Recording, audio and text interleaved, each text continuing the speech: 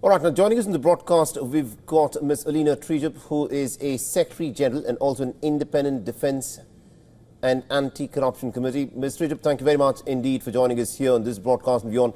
Now, looking at what's in fact happening on the battlefield, and then to contrast that with the Russian statement where they say that they do not believe that diplomacy has been buried and that they still think that diplomacy has a chance in this war. In your assessment, what is Russia doing here? Why is it that Russia has increased its attacks on Ukraine in the last week? Well, it is very clear that Russia is just using negotiations as a pretext in order to intensify attacks on Ukraine and break the will of Ukrainian people to resist.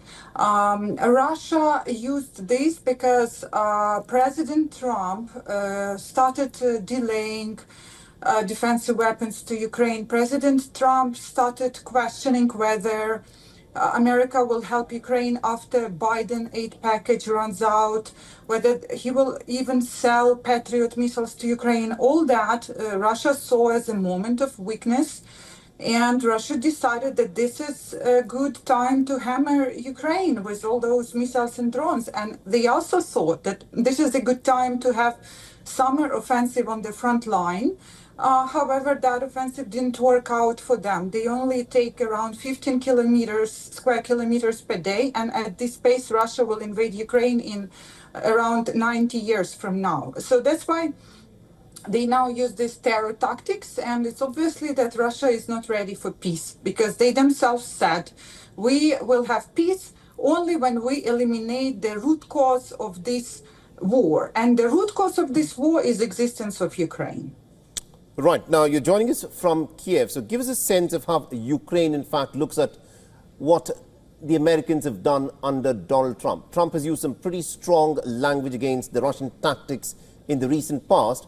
But the fact that there is this meeting that has been held between Marco Rubio and also Sergei Lavrov on the sidelines of the ASEAN meeting, the Americans and the Russians seem to be getting closer despite the rhetoric.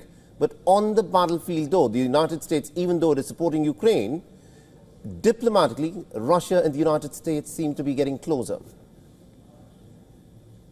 Well, I think that U.S., they have obligation to support Ukraine, and even if Donald Trump doesn't want to support Ukraine, they have to because they are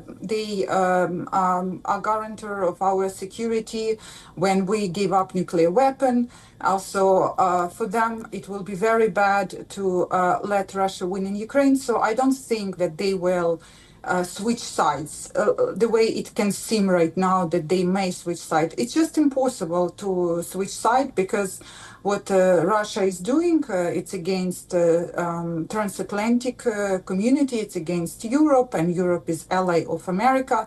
So unless America wants to stop being an ally of Europe, they cannot switch side. And of course, this rapprochement between Russia and America, obviously it didn't work out because I absolutely don't see anything that US have achieved, but right. I see that Russia has achieved that they now can kill more people. That's the only achievement of this policy.